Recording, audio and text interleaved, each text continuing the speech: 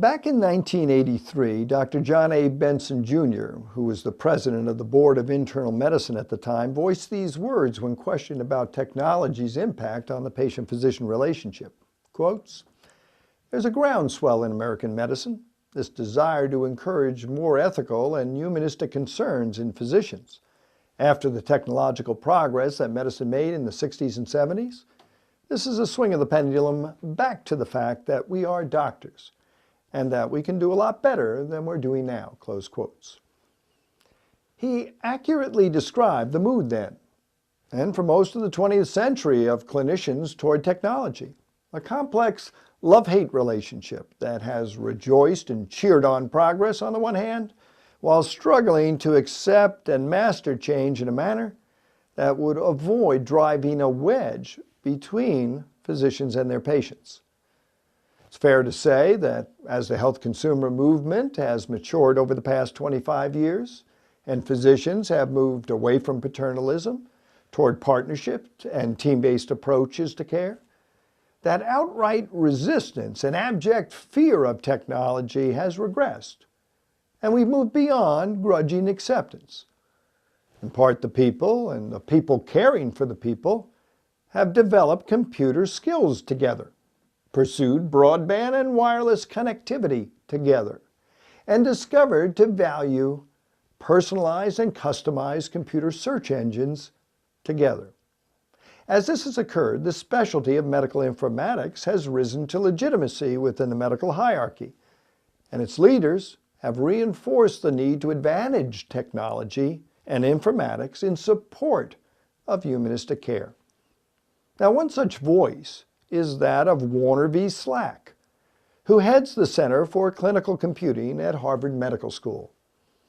No Johnny-come-lately to the field, his first published paper in medical computing appeared in the New England Journal of Medicine in 1966.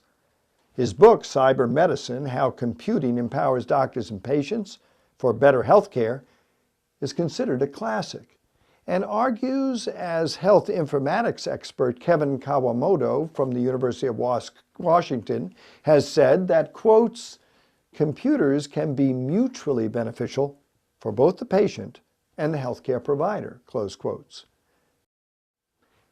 If we have managed to move as caregivers from resistance to acceptance of the technology in healthcare, I'd like to suggest that we haven't moved far enough.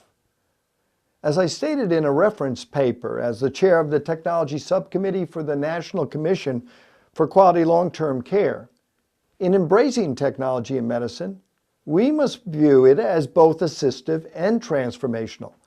The revolutionary strength of modern information and scientific technologies is that they ignore geography, and in so doing, they allow us to reorient and connect beyond the limits of a range of barriers, whether they be physical, social, financial, or political.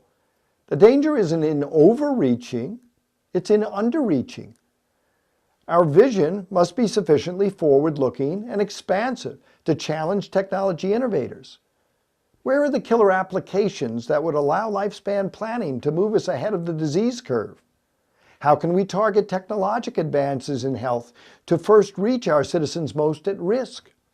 How do we, empowering the health technology revolution, broaden our social contract to include universal health insurance?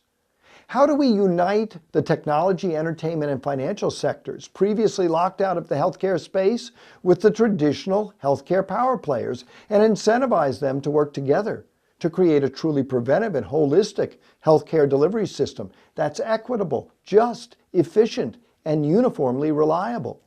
How can each citizen play a role in the ongoing research and innovation and help define lifelong learning and behavioral modification as part of good citizenship?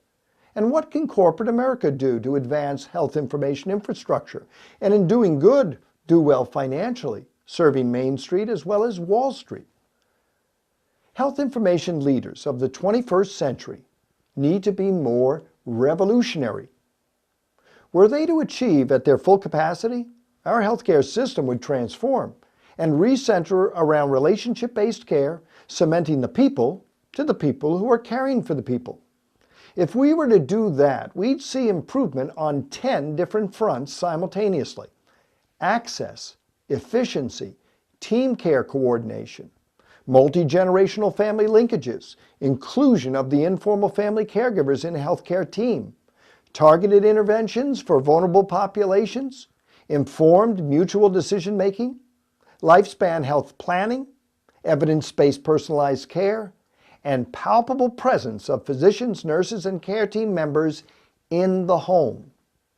Paul Dinsmore, in the AMA book of project management, said, quotes, "Designed properly, technology can be a great gift to humanity," close quotes.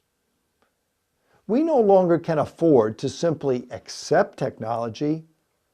We must embrace Techmanity for all it's worth. Remember that word, Techmanity. For Health Commentary, I'm Mike McGee.